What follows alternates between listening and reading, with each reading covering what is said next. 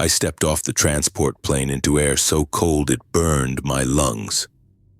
Alaska in January wasn't just cold, it was a different kind of existence altogether. The wind cut through my standard-issue parka like it was made of tissue paper, and my boots crunched on snow packed so hard it might as well have been concrete. "Welcome to the edge of nowhere, Morrison," the pilot called after me, his voice barely audible over the engines. "See you in 3 months. Maybe." He wasn't kidding. As the plane took off behind me, I got my first real look at Outpost 72. 5 squat buildings hunched against the landscape, their metal siding painted military gray that somehow looked even more depressing against all that white. A tall communications tower rose from the center building, its red warning light blinking lazily in the permanent twilight of winter. Beyond the outpost, nothing. Just white stretching in every direction until it blended with the gray horizon. No trees, no mountains close enough to matter, no landmarks at all. Just emptiness. A figure emerged from the nearest building and trudged toward me through the snow. As he got closer, I made out the name Welch on his jacket. "Sergeant Morrison?" he asked, extending a gloved hand. "Lieutenant Alan Welch. Was starting to think they forgot about our replacement." I shook his hand. "No such luck, though I'm guessing you wouldn't mind getting out of here." Welch laughed, but it sounded hollow. 6 months in, 6 to go. Come on, let's get you inside before your face freezes off." He led me to the largest of the buildings, which turned out to be the main hub. The blast of warmth when we stepped inside made my exposed skin tingle painfully. "This is command," Welch said, gesturing to a room filled with communications equipment. "Mess halls through there, barracks in the east wing. Medicals in the building to the right, storage to the left. The other 2 are research. You won't need to worry about those." "Research? What kind of—" "Above our pay grade," Welch cut in. "Just stay clear unless ordered otherwise." I nodded, filing away that particular bit of information for later. "You'll meet Commander Kelly tomorrow morning," Welch continued. "For now, let's introduce you to your squad." He led me to the mess hall where 2 men sat at a table playing cards. They looked up as we approached. "Gentlemen, meet your new sergeant, Evan Morrison. This is Specialist Grayson White and Private Carl Marshall." White stood up first, tall, blonde with the kind of precision in his movements that screamed military lifer. "Welcome to the Ice Cube, Sergeant." His handshake was firm, practiced. Marshall remained seated but offered a mock salute. "Nice to meet you, boss. Please tell me you smuggled in some decent coffee. The stuff here tastes like melted snow mixed with dirt." "Carl," Welch warned, but I caught the hint of familiarity in his tone. These men had been stuck together a long time. "What?" Marshall shrugged. "It's a reasonable question. A man's got to have standards, even at the ass end of nowhere." I liked him immediately. "Sorry to disappoint," I said, dropping my bag on the floor. "But I'll put it on my wish list for the next supply drop." Marshall nodded appreciatively. "A man with priorities. We'll get along fine." I spent that first evening getting acquainted with my new team. White was methodical, by the book, constantly checking and rechecking equipment. Marshall was the opposite, quick-witted and restless, always moving, always talking. Welch sat somewhere in the middle, experienced enough to know when rules mattered and when they didn't. It wasn't until morning that I met Commander Kelly. He was taller than I expected, with a ramrod straight posture and eyes that seemed to evaluate everything they landed on. "Morrison," he said, looking over my file. "Good record, Special Forces training. You're overqualified for this post." "Just going where they send me, sir." He nodded like that was the right answer. "Your primary duty is perimeter patrol. White and Marshall will show you the route. Secondary duties include communications monitoring and general maintenance. Questions?" What exactly are we watching for out there, sir? Something flickered across his face. Annoyance, maybe, or something else. Unauthorized personnel. Weather damage to the perimeter sensors. Standard protocol. It wasn't really an answer, but I knew better than to press. One thing, Morrison, he added as I turned to leave. Radio contact is maintained at all times during patrols. No exceptions, clear? Yes, sir. Dismissed. The next few weeks fell into a rhythm. Patrol, eat, sleep, repeat. The isolation was the hardest part. No internet. Radio communication limited to official channels. No contact with the outside world except for supply drops every month. White, Marshall, and Welch became my entire social circle. We played cards. We swapped stories. We complained about the cold. It wasn't friendship exactly, more like the bond that forms between people who have no choice but to rely on each other. Then Melvin Lynch went missing. He wasn't part of my squad. He worked under Lieutenant Ramos in the eastern sector. I barely knew him. Quiet guy, kept to himself. He went out on a routine perimeter check and never came back. I was in the command center with Welch when the alert came in. Lynch missed his second checkpoint, the communications officer reported. No radio response. Ramos organized search parties immediately. I volunteered to help. We spent 14 hours combing the perimeter, fighting through wind that whipped the snow into a blinding curtain. We found nothing. No tracks beyond the perimeter fence. No signs of struggle. No equipment. No blood. No Lynch. People don't just vanish, not without leaving some trace. When we returned exhausted and half-frozen, I expected Commander Kelly to call in additional resources.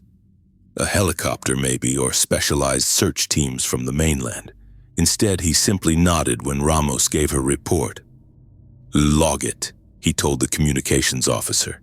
"Standard protocol for missing personnel. No urgency, no questions, like he'd expected it." Welch caught my eye across the room and gave a tiny shake of his head. "Don't ask." 3 days later, a replacement arrived on the supply plane. Private Tony Farley. He was built like a boxer with eyes that revealed nothing and a permanent half-frown. "What happened to Lynch?" I asked Welch later that night. He looked around the empty corridor before answering. "Official report says he got lost in a whiteout. Happens up here sometimes." "And you believe that?" Welch's expression hardened. "What I believe doesn't matter. And if you're smart, you'll leave it alone." But I couldn't.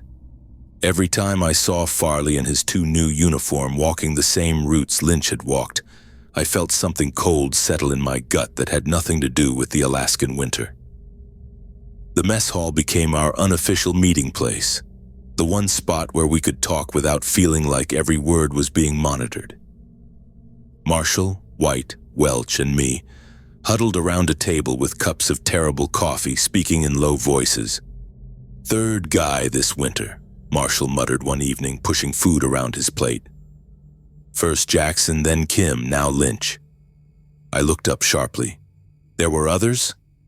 White kicked Marshall under the table. "Watch it." "What?" "He deserves to know what he's walked into." Marshall turned to me. "They all went missing the same way. No tracks, no trace, nothing. And each time a replacement shows up within a week like they were waiting for an opening." "You don't know that," White hissed. "Look at Farley," Marshall continued, ignoring him. "Guy's been here 3 days and hasn't asked a single question about what happened to Lynch. Doesn't that strike you as weird?" I glanced across the room where Farley sat alone, methodically eating without looking up from his tray. "Could be he was briefed before arriving," I suggested, not believing it myself. Marshall laughed, but there was no humor in it. "Sure, or maybe he's not here to replace Lynch. Maybe he's here to replace whoever's next." "That's enough," Welch cut in, his voice firm. "We've got a job to do. Focus on that." We finished our meal in silence, but I caught all of us watching Farley, and then glancing at the door whenever someone walked past. Later, as we filed out, Marshall nudged my arm. "Hey, Sarge," he said loud enough for others to hear. "Bet you $20 I can beat your time on the obstacle course tomorrow." Then quieter. "Don't go on patrol alone. Not ever." I forced a smile. "You're on." But as I walked back to my quarters, I couldn't shake the feeling that something was very wrong at Outpost 72. People didn't just vanish without a trace, and commanding officers didn't just shrug it off when they did. I thought about Lynch, alone in the endless white. I thought about the research buildings we weren't supposed to ask about. I thought about how Kelly had emphasized radio contact, but how Lynch's radio had gone completely silent. Most of all, I thought about how easily everyone seemed to accept that sometimes in this frozen nowhere people simply disappeared. 2 weeks crawled by at the outpost. The days blended together in a blur of routine patrols, equipment checks, and the constant battle against the cold. I'd almost gotten used to it, almost, when I walked into morning roll call and noticed something wrong. Grayson's bunk sat empty. I stopped staring at the vacant space. His footlocker remained closed at the end of his bed. His personal items, a dog-eared paperback, a small photo of his family, even his extra pair of boots, all still there. But Grayson wasn't. "Where's White?" I asked, looking around at the other men. Carl looked up from lacing his boots. "Haven't seen him since lights out." I checked the bathroom, the supply closet, even poked my head into the small room we used for recreation. Nothing. The knot in my gut tightened as I made my way to the command office. The situation felt too familiar. First Lynch, now Grayson. Inside, I found Captain Kelly speaking with a man I didn't recognize, tall, lean with wire-rimmed glasses and a perfect uniform despite the early hour. "Sir, Private White is missing," I said. Kelly barely looked up from his paperwork. "Missing?" "Yes, sir. He wasn't at roll call and no one's seen him since last night. All his stuff is still there." The stranger turned, giving me a cold once-over. "You must be Morrison." "Yes, sir." "Lieutenant Theo Hubbard. I've been assigned to assist Captain Kelly with operations." His voice had the practiced smoothness of someone who'd spent more time behind a desk than in the field. Kelly sighed, setting down his pen. "White probably went for a walk and got turned around. We'll organize a search party if he doesn't show up by noon."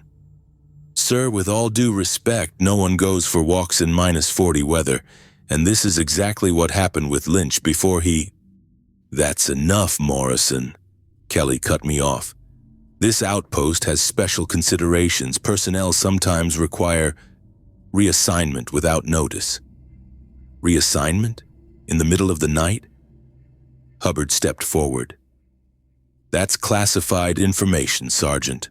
Return to your duties. We'll handle the situation." I stood there, unable to process their casual dismissal of a missing man. "Sir, I—" "Dismissed, Morrison." Kelly's tone left no room for argument. I left, my mind racing. 2 men gone. Both disappearances met with the same manufactured indifference from command.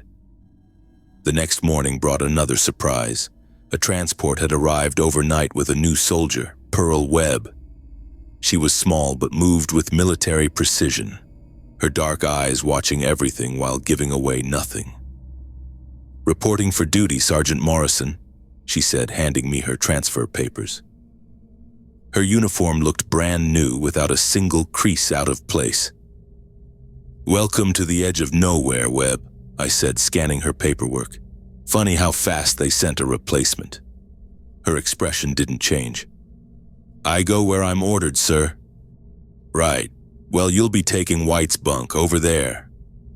I pointed to Grayson's still-made bed, his personal items now packed away in a box. "Yes, sir." She moved to the bunk, placed her bag down, and began unpacking with mechanical efficiency. That night I couldn't sleep. The too quick replacement, the lack of concern from command, it all added up to something wrong.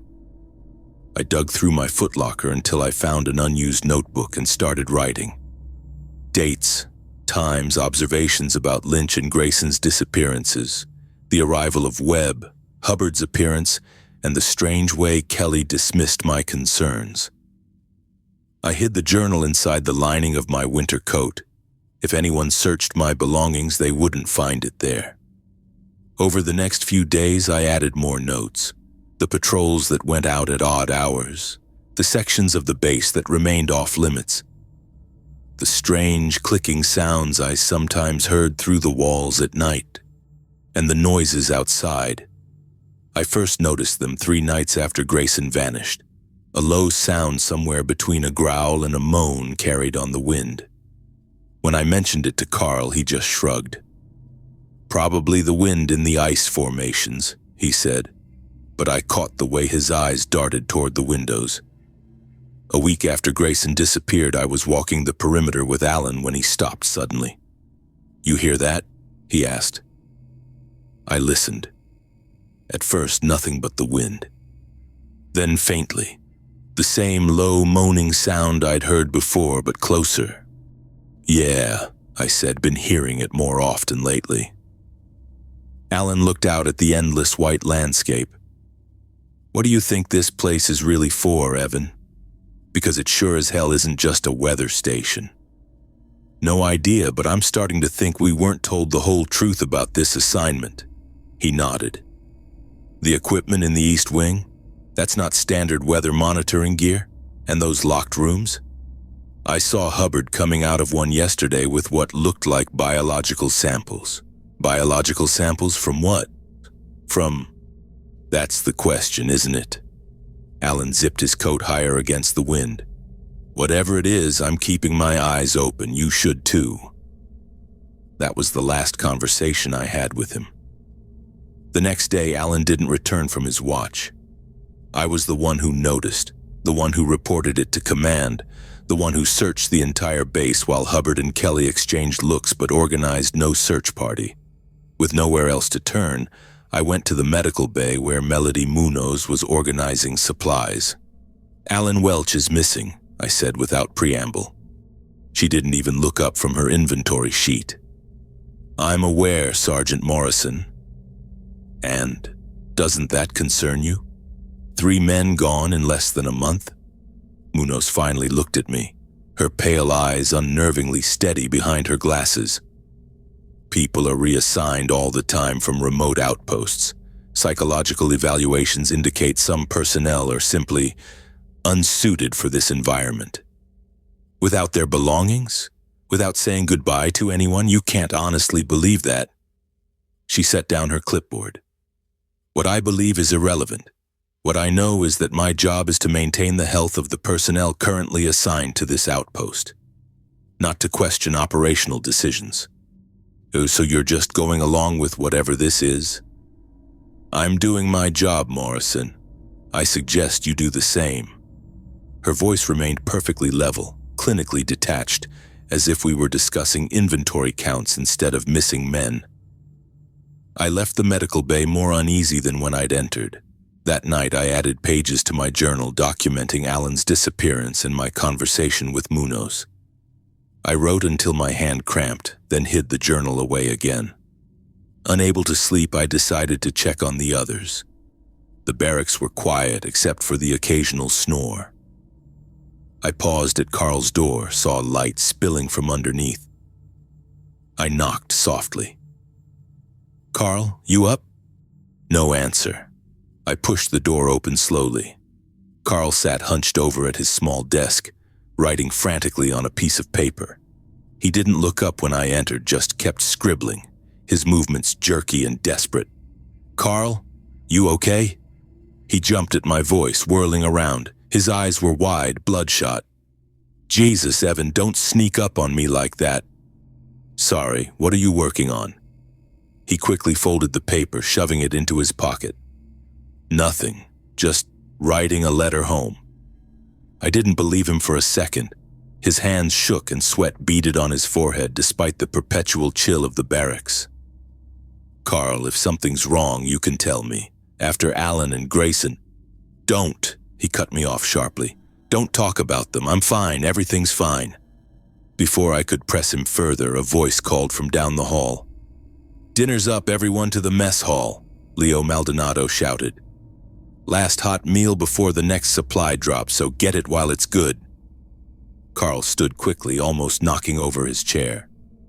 We should go. Don't want to miss dinner. He brushed past me, the paper still clutched in his pocket, leaving me standing alone in his quarters with questions multiplying in my mind. I woke up early the next morning with that weird feeling you get when something's off. The barracks were quiet except for someone snoring down the hall. I rolled over expecting to see Marshall still passed out in his bunk. His bed was empty. Not just empty, it was made. Military corners, everything regulation tight. That wasn't Marshall's style. The guy could barely remember to pull up his blanket most mornings. I sat up, fully awake now. His gear was still there. His boots sat by the foot of his bed. His jacket hung on the hook, but no Marshall. Carl? I called out, knowing it was pointless. The bathroom door stood open, lights off. I got up and walked over to his bunk. Something white caught my eye on his pillow, a torn page. I picked it up. A single word was written on it in Marshall's messy handwriting. Wendigo. Just that. Nothing else. No explanation, no be right back or gone to chow hall. Just Wendigo. My skin went cold. I knew the word.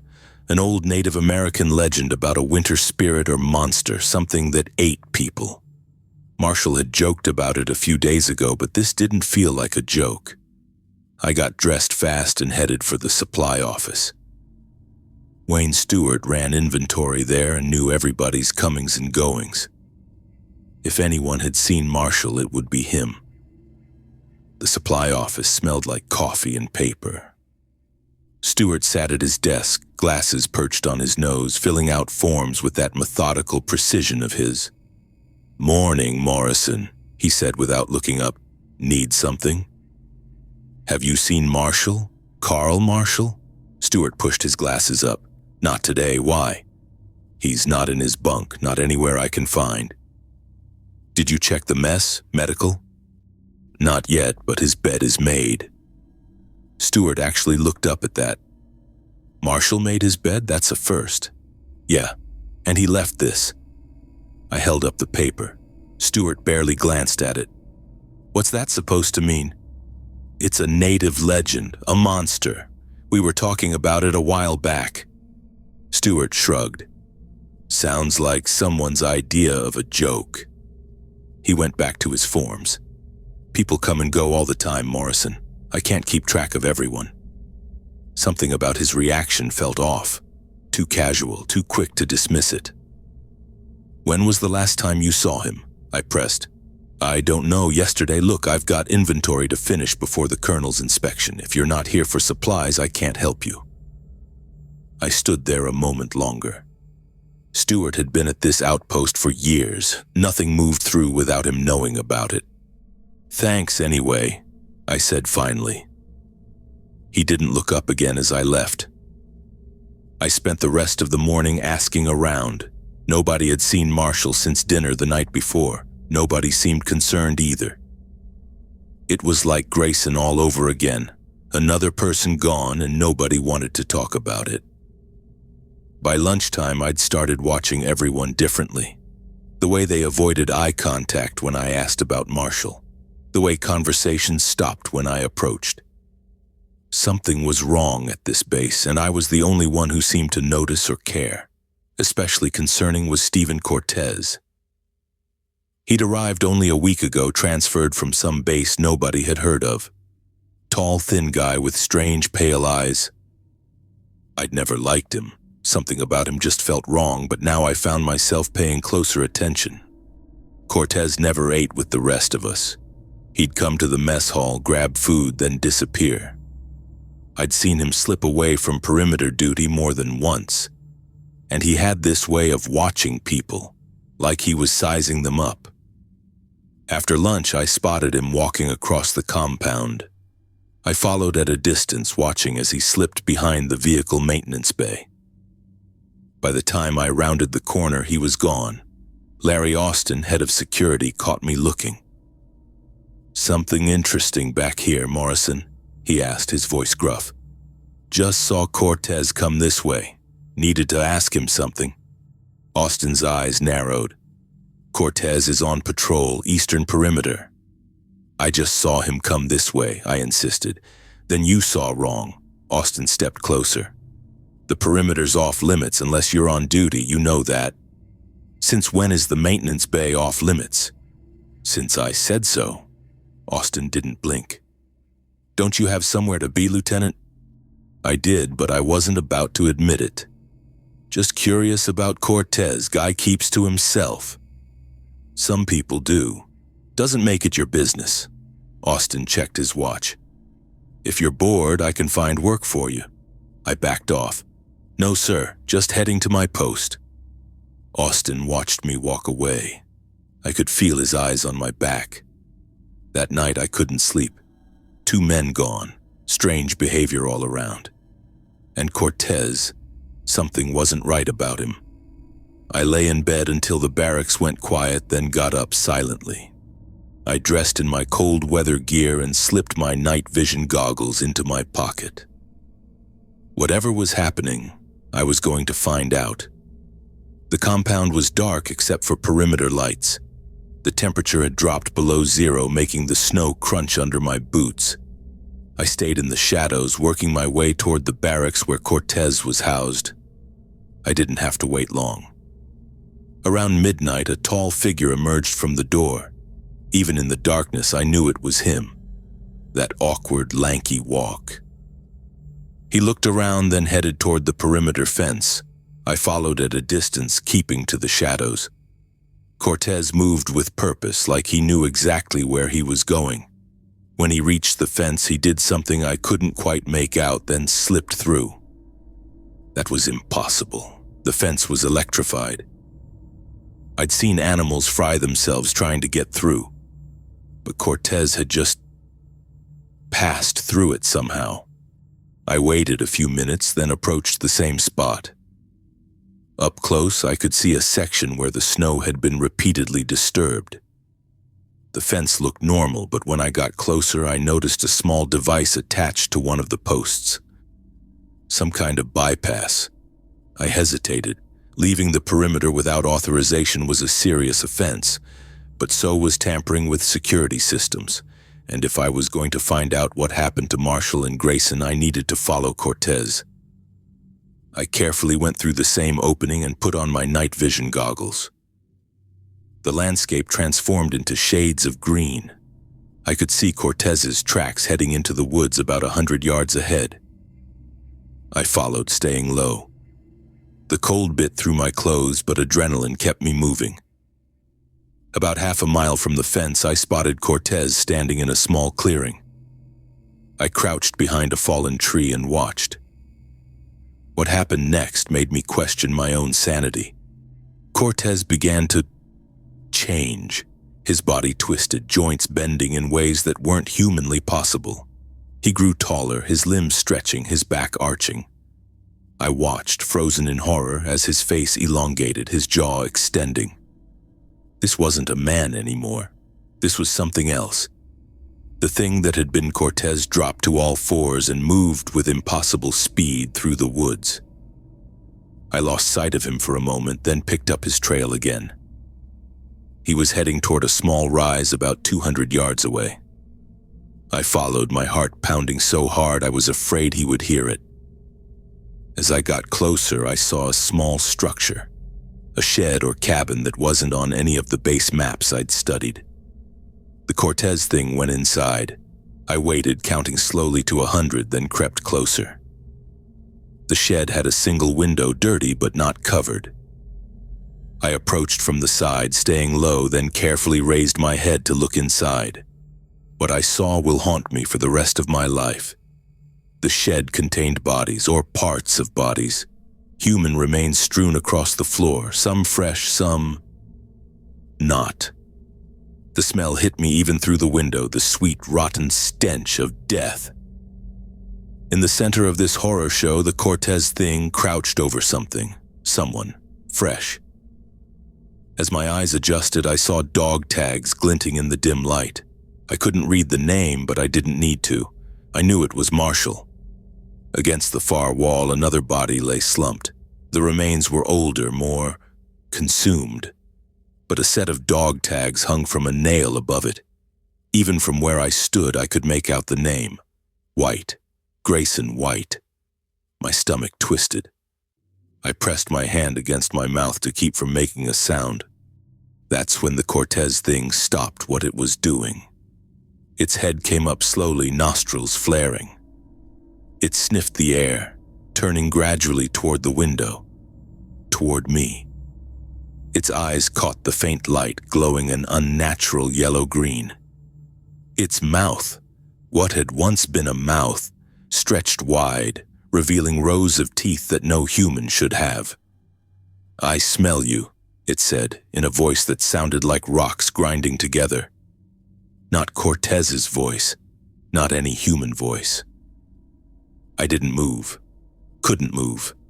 The thing stood up, blood dripping from its elongated fingers.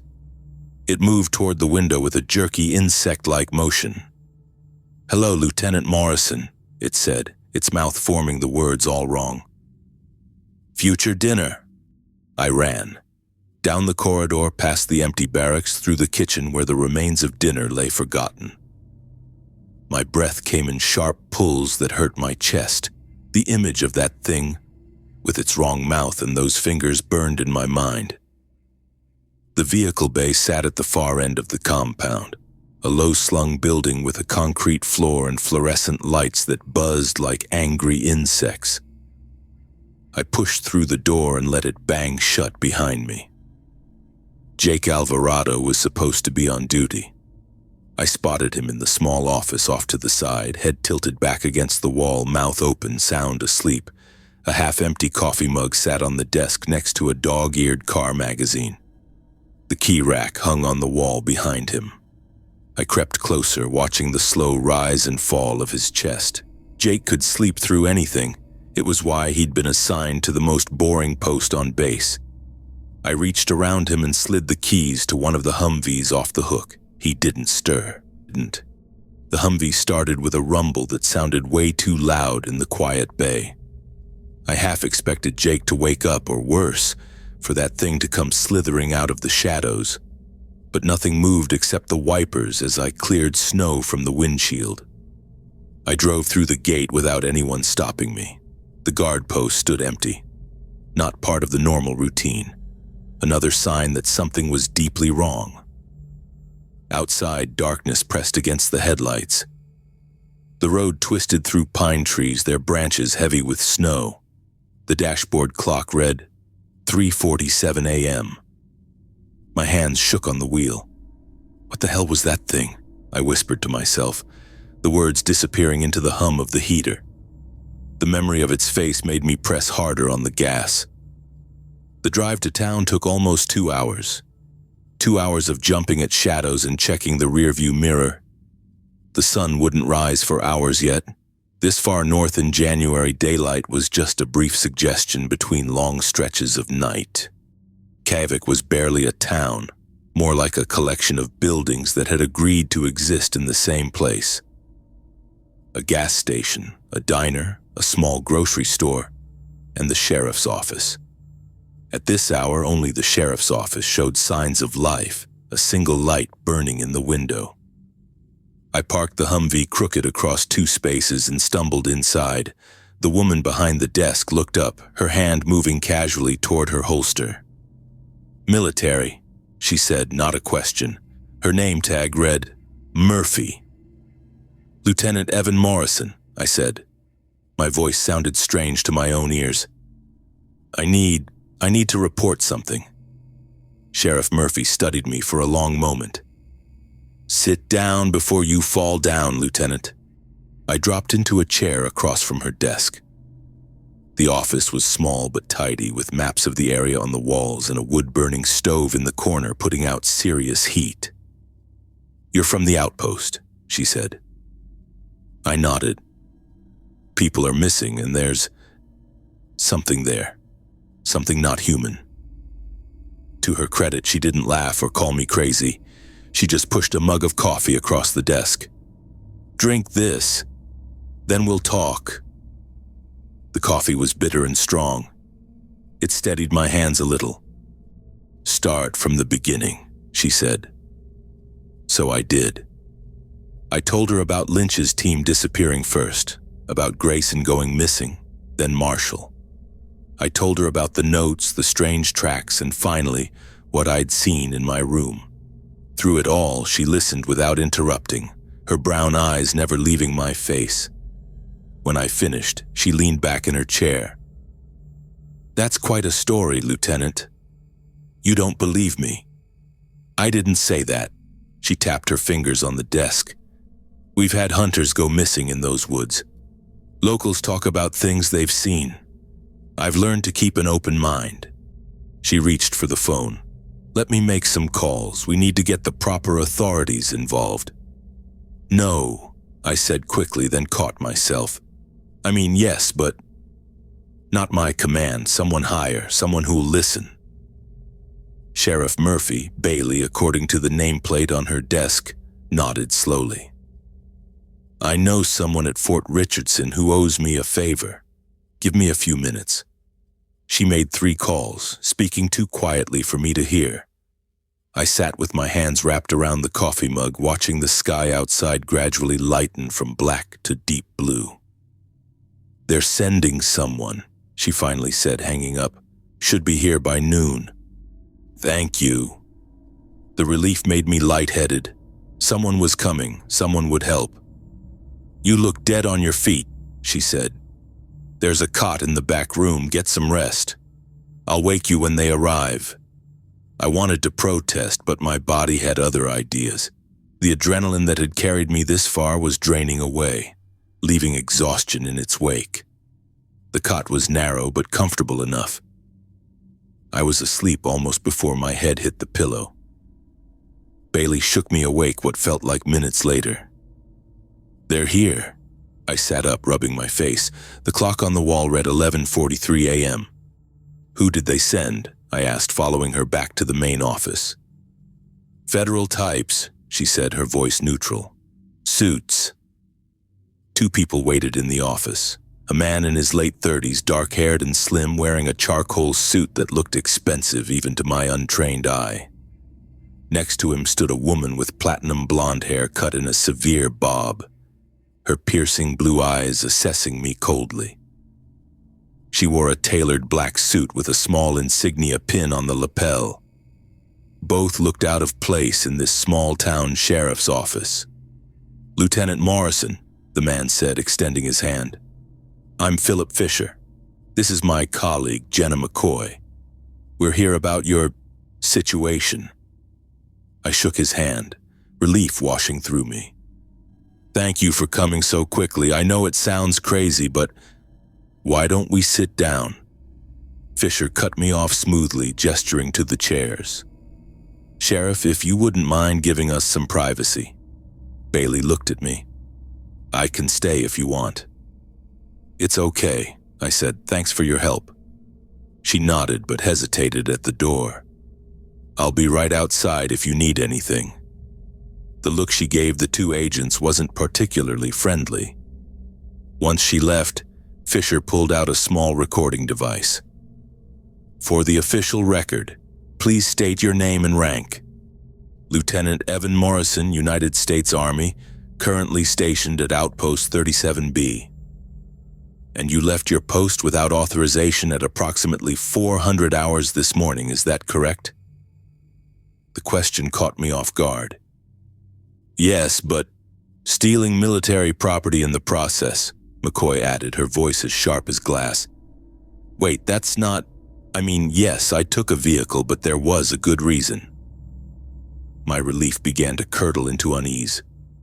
Did Sheriff Murphy explain what I saw? What's been happening at the outpost? Fisher smiled thinly. "Lieutenant, I'm afraid there's been some confusion. Outpost 37B is a classified installation. Its operations, personnel, and any incidents that may occur there fall under national security protocols." People are missing, I said, leaning forward.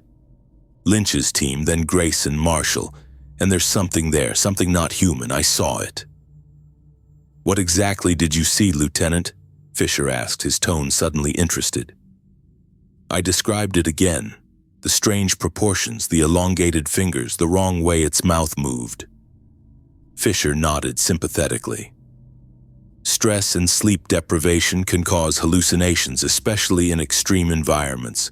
The cold, the isolation. It's not uncommon for soldiers to experience psychological episodes. This wasn't a hallucination, I insisted. And what about the missing personnel? There are no missing personnel, McCoy stated flatly. What? That's not true, I reported. I've reviewed the duty roster myself this morning, she continued as if I hadn't spoken. All personnel are accounted for. My mouth went dry. That's impossible. Fisher sighed, closing his notebook. Lieutenant Morrison, I'm afraid I have some difficult news. Given your unauthorized departure from a classified installation combined with the theft of military property and these concerning delusions, you're being processed for immediate dishonorable discharge. The words hit me like a physical blow. Dishonorable? No, you can't do that. I'm trying to report a serious threat. The paperwork has already been started, he said, pulling a folder from his briefcase.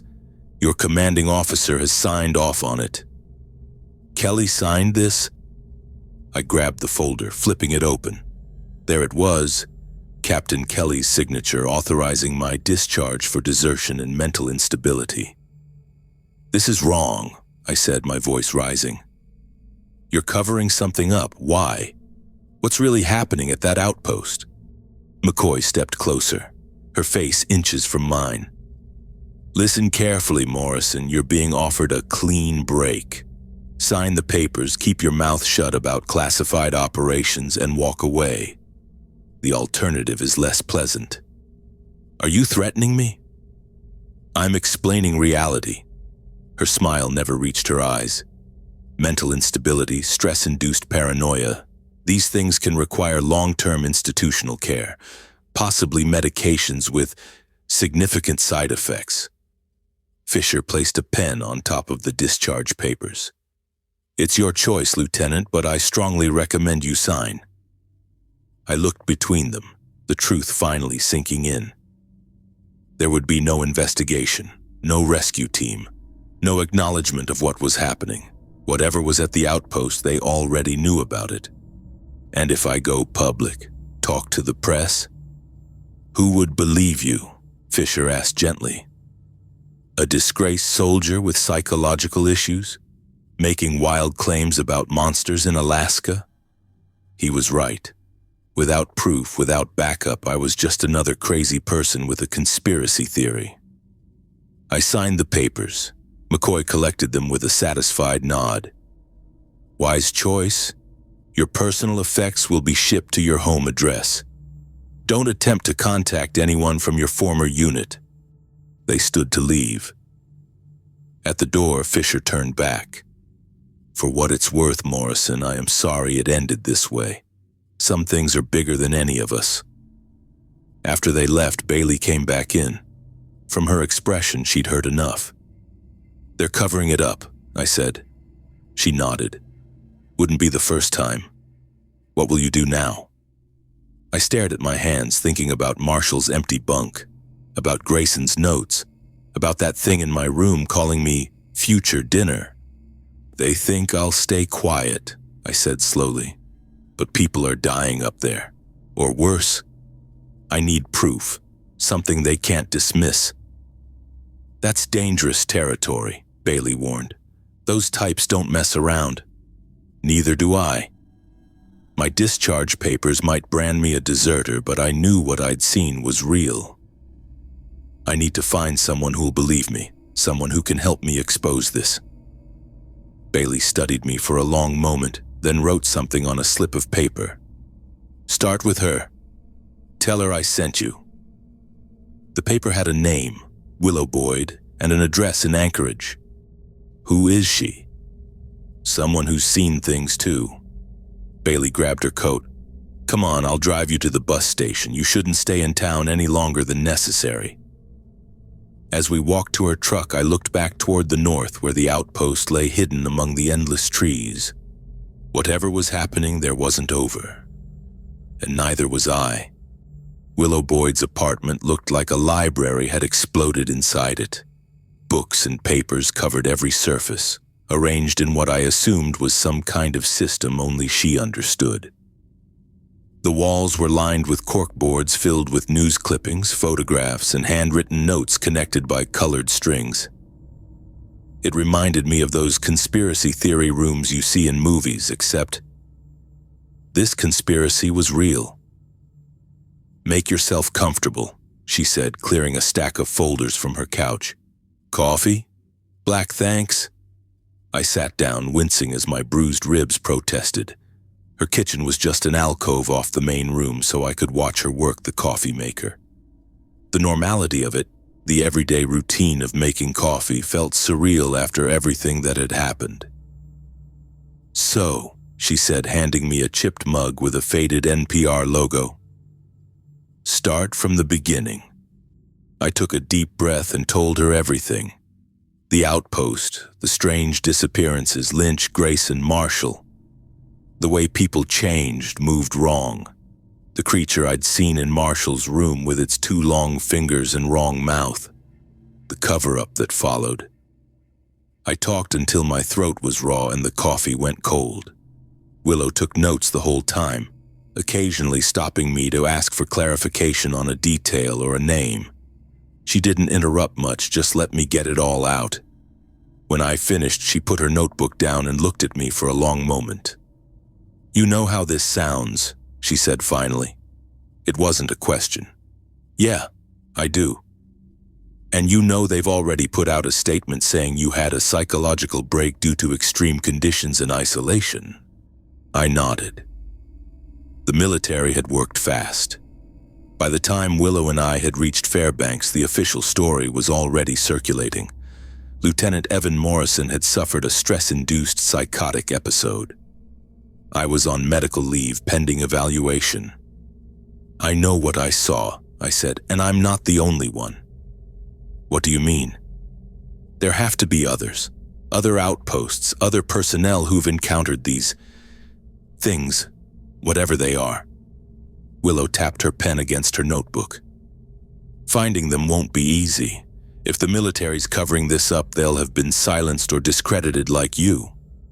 Then we find the discredited ones, I said. The ones who got the same treatment I did. Over the next few weeks, that's exactly what we did. Willow had contacts in veteran support groups, and I knew people who knew people. We built a list of names, soldiers who'd served at remote outposts and come back changed.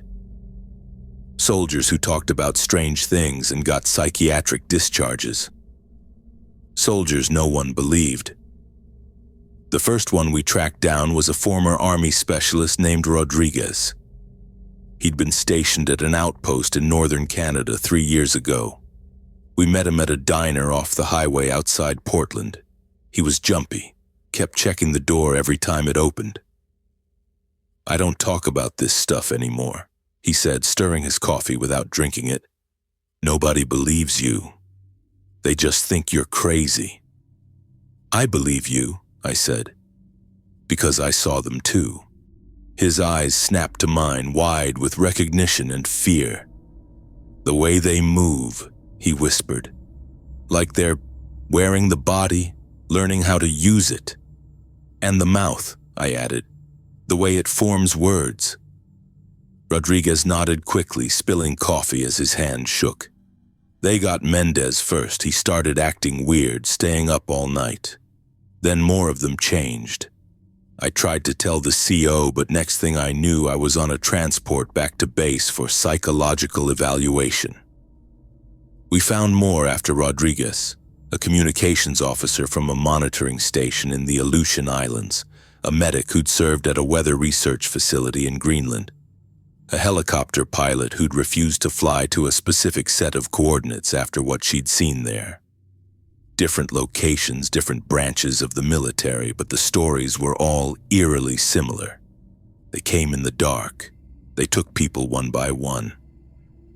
They wore their faces and mimicked their behaviors, but always with small, wrong details. And when anyone noticed and tried to sound the alarm, they were quickly removed and discredited. I kept detailed records of every account, every name, every location. Patterns started to emerge. Most incidents happened in remote, cold environments. Most happened in winter. And most of the outposts were eventually shut down, their personnel reassigned, the whole operation wiped from official records. "Look at this," Willow said one night, spreading a map across her kitchen table. She'd marked the locations of all the incidents we'd documented. "Now look at these." She overlaid a second map showing recently decommissioned military installations. 3 more outposts in Alaska had been shut down in the past month, all within a 100-mile radius of where I'd been stationed. "They're containing it," I said, "or trying to. Or they're covering their tracks," Willow suggested, "removing evidence." I stared at the map, at the red pins marking places where these things had been seen. How many more were there? How far had they spread? The military knew about them, that much was clear, but they weren't stopping them. They were just hiding the evidence and silencing witnesses. "We need to go public with this," I said. Willow sighed. "With what?" "Stories from discharged soldiers the military has already labeled as unstable? We need hard evidence, Evan, photos, video, documents." "Then we'll get it," I said. "These things are still out there, still hunting, still taking people, and nobody's warning anyone." I thought about Marshall's empty bed, about Grayson disappearing without a trace, about that thing in Marshall's room saying future dinner with its wrong mouth. How many others had already been taken? How many more would be? The military had taken my career, my reputation, my credibility. But they couldn't take what I knew, what I'd seen, what all of us had seen. These things were real, and they were hiding among us, wearing human faces while they hunted in the darkness. "People need to know," I said, looking at the map with all its red pins, "and I'm going to make sure they do whatever it takes."